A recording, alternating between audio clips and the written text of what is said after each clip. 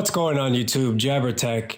And if you've been watching my channel for a little while, or if you're new to my channel, welcome. Definitely check out some of my past reviews and thoughts. But today we're going to just talk about Samsung and the Tizen software. And as you already know, I think Tizen is the best wearable OS on the market right now.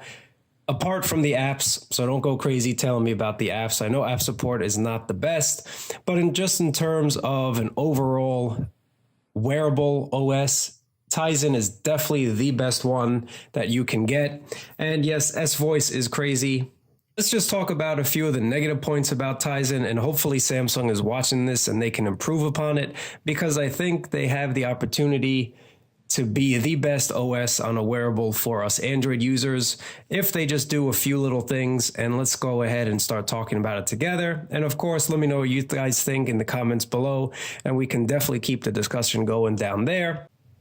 So let's talk about app support. And in my previous video, which I'll have a card to right now, and you can definitely check it out, this is the form over function debate, because really you don't need to have a ton of apps. I just wish that the main apps would become Tizen friendly. But really guys, I think there's only about a handful of apps that you'd really want to use on this smartwatch.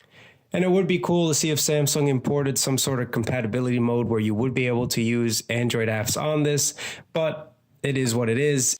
Moving on, they need to get rid of S-Voice. S-Voice is definitely crap. Bring Bixby to this. Now, I'm sure Bixby will be on Samsung's newest wearable, the S4, when it comes out, but I hope they do offer an update to old users of the S3 and the Gear Sport and bring Bixby to it, because S-Voice really is pretty slow, definitely crappy. Bixby's a lot better. I definitely enjoy using Bixby, so bring us Bixby. So one main thing that I would love Samsung to come out with, because now that they have a few wearables on the market, they really need to update Samsung Pay to work on multiple devices. Unfortunately, I do not have another watch that I can show you, but believe me when I tell you, and you can Google it, go on Reddit, I'm not the only one that's noticed this. You cannot pair two watches with Samsung Pay at the same time. The minute you activate another watch with Samsung Pay, it will delete all your cards from your previous device, and you'll have to set it up again. And I think this is really counterproductive. Even just two, I'm not saying let's go crazy here and have a 5-device limit, but even just a 2-device limit. Android Pay works on multiple devices without having to delete anything. When I reached out to Samsung support, they said it has to do with security. I call BS on that.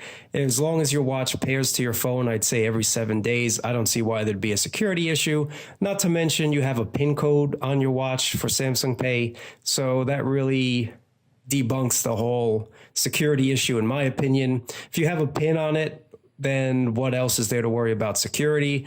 And also, if Samsung wants us to own multiple devices, if Samsung wants us to keep buying Samsung devices, they really need multiple device support for Samsung Pay. That's my opinion. Let me know what you guys think in the comments below. I do know a few of my friends who have 2 of these watches. One they use for work, so it does get beat up, and they have another one that they keep in pristine condition for when they go out. And of course, they're really disappointed they can't have Samsung Pay on both of them. So that needs to be updated.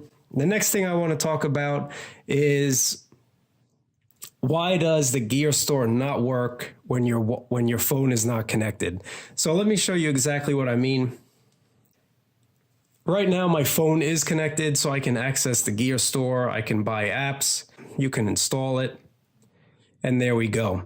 But if I disconnect the watch, I can no longer go shopping. So let's say I wanted to buy another app. So this is $1.99. If I want to go and click on it, it says that your gear isn't connected. Connect your phone to your gear and then try again.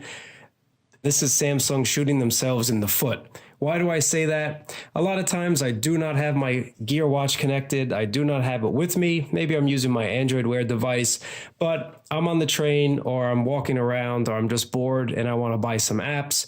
I can no longer just go into the App Store and say, oh yeah, look at this one. I want to buy this and have it connect to my Gear when I get home.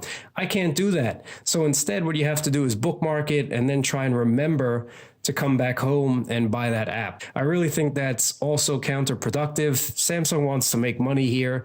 Why don't they just let us buy apps when our Gear is not connected? You can go to the Play Store at any time and buy apps. whether you have an Android Wear device or you don't, Google will sell you those apps without a problem. Take your money, have a nice day.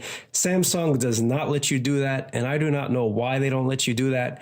I think they should allow you to purchase apps even if your gear isn't connected, because that just generates more money for them. And also, a lot of times people will be on the train and they'll say, let me just search for some apps I might want to buy. And you really can't do that. Again, that's counterproductive. And again, I don't want to make this video too long, but I just wanted to bring that to the attention of Samsung and to you guys. So long and the short of it is, let us have Samsung Pay on multiple devices, at least 2 if you don't want to go too crazy.